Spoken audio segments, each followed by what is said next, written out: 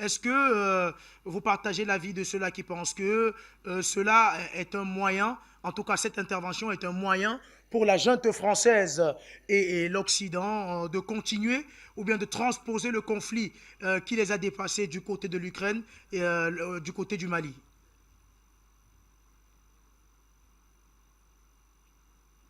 Beaucoup de pression face aux Africains.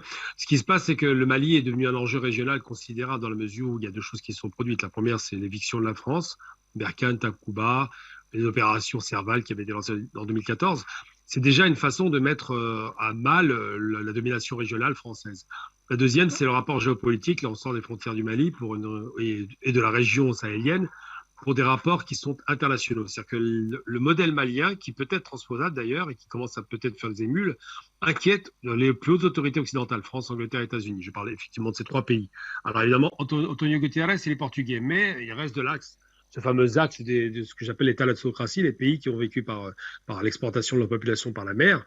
Eh bien, ces pays ont toujours cette vision un peu néocoloniale de l'Afrique. C'est-à-dire qu'il faut se rappeler quand même, les gens ont tendance à l'oublier, que le premier pays qui est venu coloniser l'Afrique, ce n'est pas la France ou l'Angleterre, contrairement aux idées reçues, mais c'est le Portugal. Et oui, c'est pas un hasard.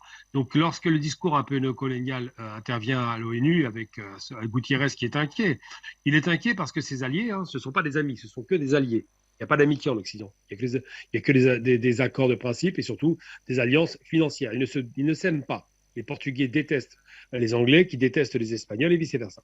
Mais lorsque leur précaré est mis à mal et en danger, ils réussissent à se mettre d'accord entre eux. Contre qui? Contre l'ennemi extérieur. En substance, l'ennemi africain ou asiatique ou encore l'ennemi oriental que sont les Arabes ou les Russes. Et à partir de là, Gutiérrez, bah, c'est une sorte de caisse de résonance comme ça du malaise franco-anglais américain.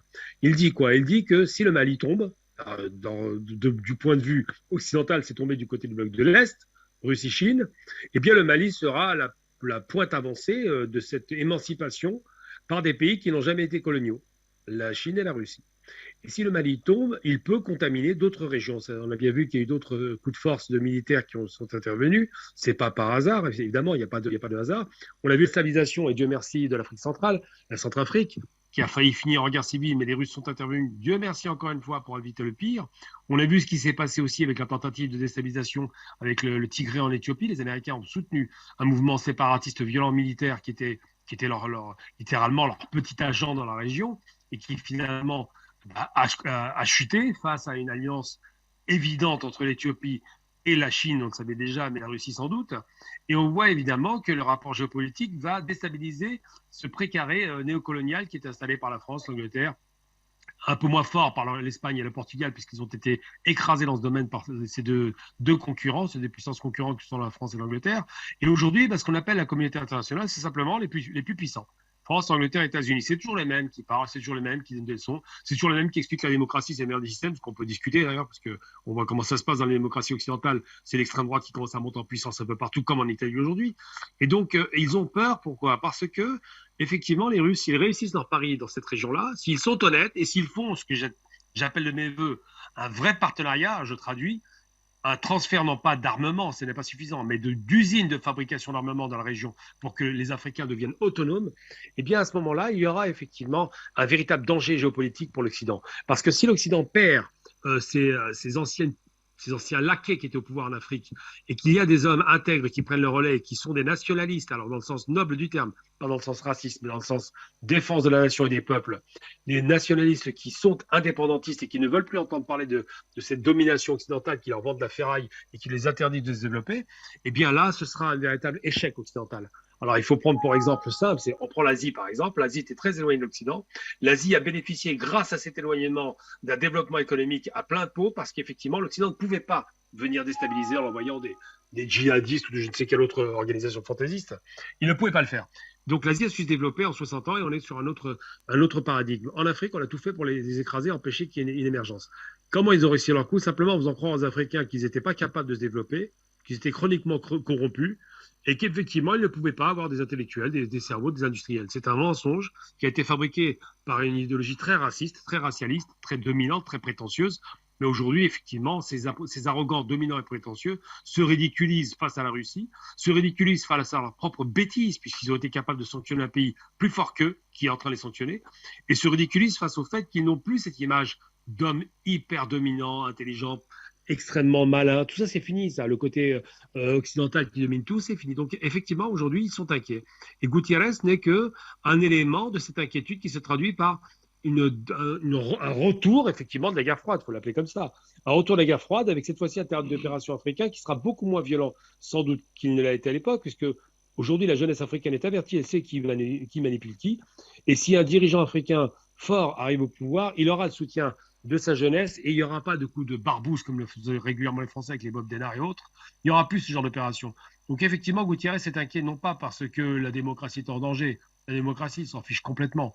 Il est inquiet parce que, d'ailleurs on l'a vu en Égypte, la démocratie ça ne les intéresse pas beaucoup. Hein. Il est inquiet parce que effectivement c'est pas la France qui va diriger la région et la Russie que ça risque vraiment de faire tache d'huile. Vous voyez ce qui se passe actuellement au Burkina Faso, hein, ça commence à bouger. Vous voyez ce qui se passe effectivement dans certains pays qu'on n'attendait plus, hein, j'ai envie de dire des pays qui semblaient soumis à la France et dont les dirigeants qui étaient très souvent lâches ou peureux ou réalistes. Ils disent, bon, les plus forts sont là, donc on va se taire. Aujourd'hui, ils commencent à dire, bah, finalement, les plus forts, c'est pas eux. On va peut-être commencer à parler dans le sens de notre population et dans le sens de notre conscience qui a été malmenée.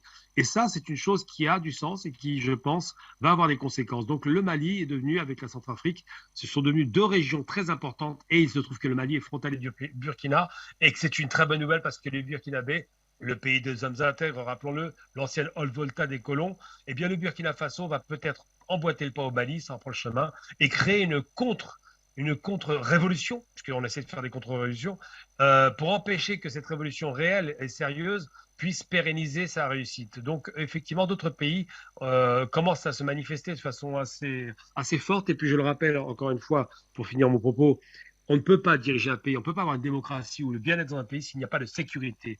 Or, la sécurité passe nécessairement par l'armée. Ça ne veut pas dire confiscation des droits des populations. Non. Il faut garantir la sécurité pour que le droit puisse s'exercer. C'est ce qui va, j'espère, arriver et c'est ce que ces pays-là ont décidé de faire. Donc, on voit que la Guinée, c'est pareil, emboîté le pas au Mali. Il y a un effet tache d'huile qu'on commence à avoir et c'est très bénéfique. On espère que par la suite, les frères africains ne tomberont pas dans le piège de division. Ce qui se passe entre eux, et je le répète à nouveau de façon très formelle, entre le Mali et la Côte d'Ivoire, ça se passe entre les dirigeants du Malien et les dirigeants de la Côte d'Ivoire. Le peuple ivoirien n'a pas envie de se mettre dos à dos avec ses frères africains. Le peuple ivoirien est un peuple africain comme les autres qui mérite d'être libéré de ce néocolonialisme.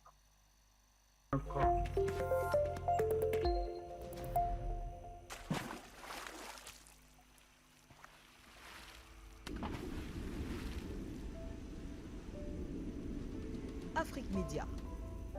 Le monde, c'est nous.